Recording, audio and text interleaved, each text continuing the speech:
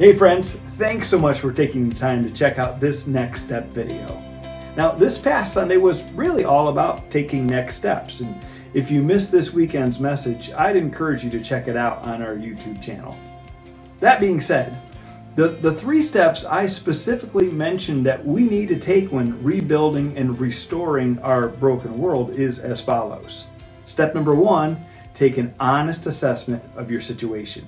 Step number 2, enlist the help of others. And step number 3 is to expect opposition. Again, step number 1, take an honest assessment of your situation.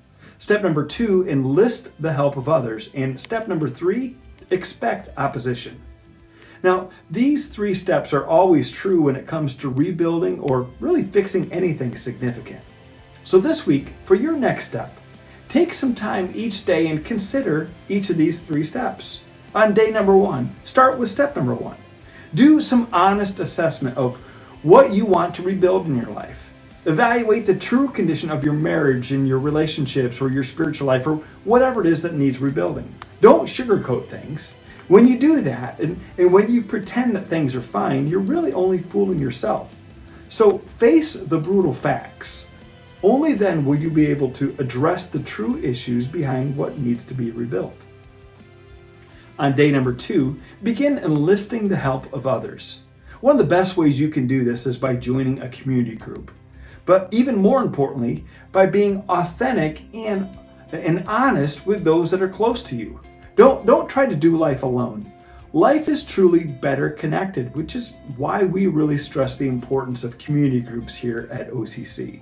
And if you need help finding one that's a good fit, be sure to let me know and I'll do whatever I can to help you. Now, step number 3 is to expect opposition. You need to know that when you make the decision to rebuild or restore stuff in your life, you're going to face opposition, oftentimes both internal and external opposition. This is why it's crucial to expect it ahead of time. That way you'll be able to recognize it early on and begin to deal with it appropriately. Now, on Sunday, we observed how Nehemiah dealt with opposition from the very start of the project. He told his enemy 3 things that we can and what we must tell our spiritual enemy, Satan.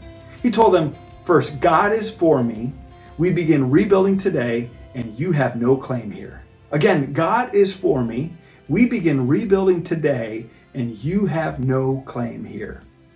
You see, if we hope to accomplish the spiritual task of rebuilding our lives, we can expect spiritual opposition. So we need to be prepared for it.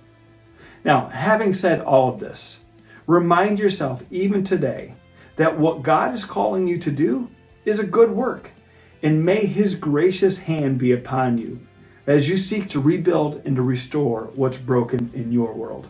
Have a great week.